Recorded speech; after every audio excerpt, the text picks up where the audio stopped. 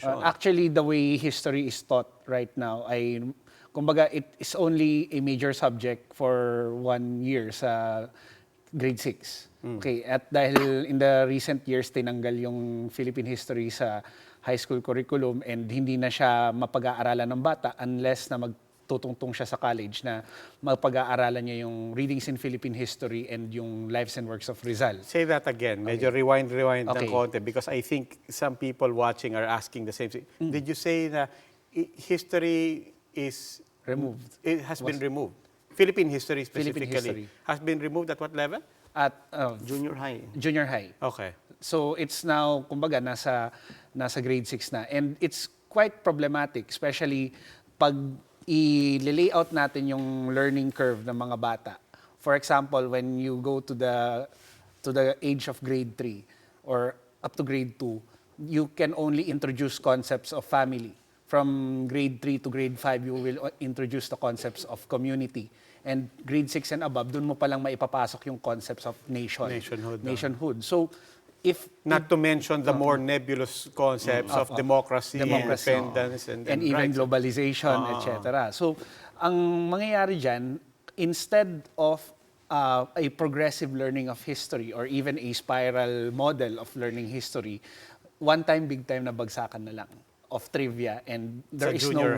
Sa junior high. In grade 6, In grade actually. 6, And hindi na naituturo yung important skills of analyzing events, critical thinking, and putting into perspective Okay. the Okay. events. You're saying Philippine history stops, I mean, right now, on the strength of a DepEd circular? Circular.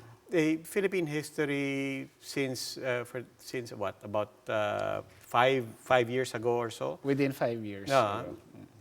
Philippine history ends at grade 6 essentially.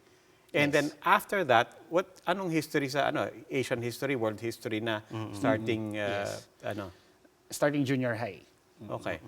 And again, you were saying, what does this do to us? You were saying just as the youth has the mind and the Capacity. and the capacity to think in higher concepts of nationhood, independence, and so on, they don't Get the opportunity to apply learn. that to our history. Yes. So, ayun. So, parang by design, titingin tayo sa labas.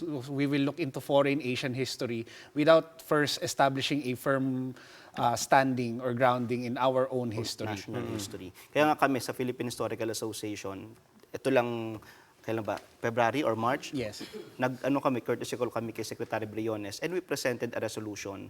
No, of course, yung pagbuo ng curriculum, call ng DepEd dyan. So we actually requested for them to review the curriculum. So to again introduce When you Philippine say we, history. you're referring to the Philippine Historical Historical Association. Association. Kasi may clamor, sir, sa mga teachers.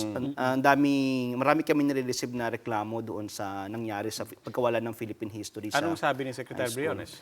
Yun nga, pag-aaral. Sabi niya, it's about time to actually review the K-12 curriculum. Okay, now that's DepEd. Yes. Yes. Now, on the level of CHED, pagtungtong mo naman ng college, at least for those who enter college, ano naman yung itsura ng curriculum natin for Philippine Sa history? CHED, sa general education. Sa general education, we have a subject called Readings in Philippine History under the new general education curriculum. So, ang emphasis nito is, kumbaga, certain the ability or tinuturo dito ay important readings na important documents in Philippine history and how to process it and place it doon or explain those documents doon sa context nung time na ginawa Dito ito. na yung ng critical thinking. Pero given the one semester, kailangan may content ka na. Ang problema medyo kulang yung content mo kasi ang last history ng mga bata, grade 6 pa.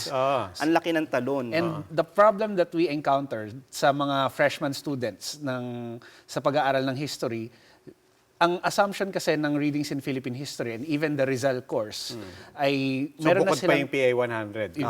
bukod pa yung PI 100 na dapat ay aware na sila sa basics ng Philippine history, then papasok na kami ng critical analysis on those events. Unfortunately, pagdating sa college, kami pa yung magbibigay ng background ng basics. So, nasayang na yung one semester mo. At least the first part of your one semester, masasayang just trying to get them up to speed. Yes. What are the basics Well, I mean, when you say, unfortunately, yung basics di na na-cover. So, Well, textbook history pa rin naman Textbook yung basic content, no? Ah.